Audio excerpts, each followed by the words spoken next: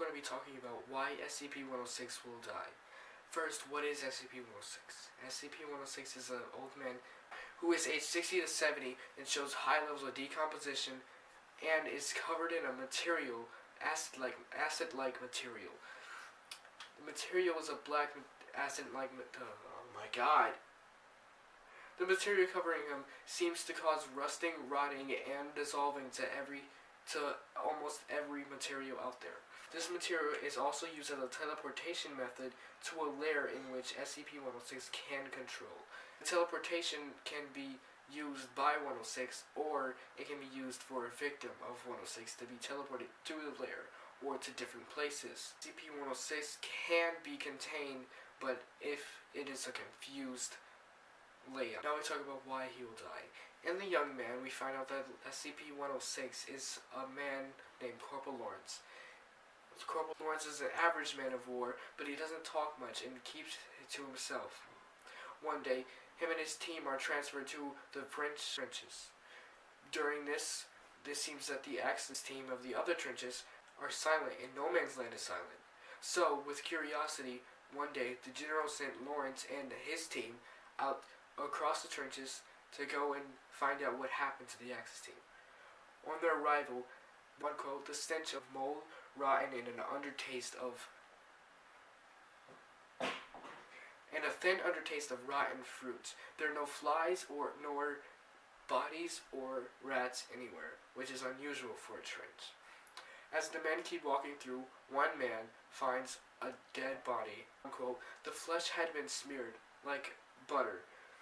Bones already looking pitted and rotten. Stuck out at random angles, like dead trees in a still swamp. The skull rested on one of the highest bunks, facing the doorway. 10 gleaming white fingertip bones crammed in a cracked eye socket. Then Lawrence found a hole, and he fell into it. He fell into it, but one of his teammates tried to catch him before he fell completely in, but it was too late.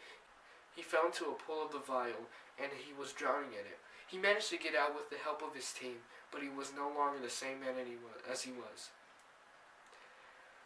When they carried him back to the World War trenches, everything was different with him now. People had started to say that he had changed a lot. He started talking more, and he stared longer than he needed to. One day, Private Dixon, which was one of his bunkmates, had told everybody that he had seen Corporal Lawrence standing over him with silver eyes which were also flat.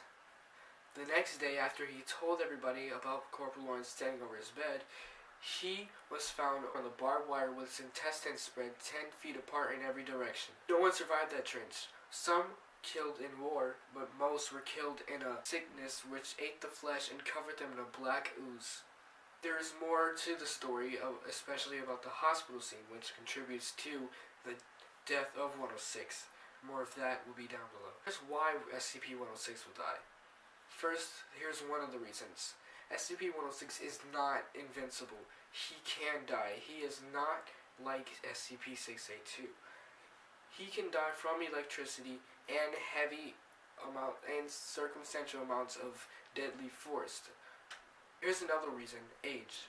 You see, in The Young Man, he is young. He is still between the ages of 30 and 40, but once he was classified as an SCP, he is stated as 60 through 70 years old. He is showing high levels of decomposition.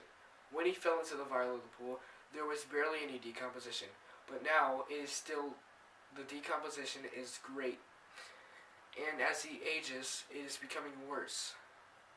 As SCP-106 gets older, the mucus will soon consume him fully, and as he gets older, the mucus will no longer need him because it is spread everywhere else. At one point, 106 will get too old and be completely decomposed and consumed by the mucus. SCP-106 will be too tired to carry on, and finally, because of everything such as the old age, the more tiredness, and the high levels of decomposition, SCP-106 will die.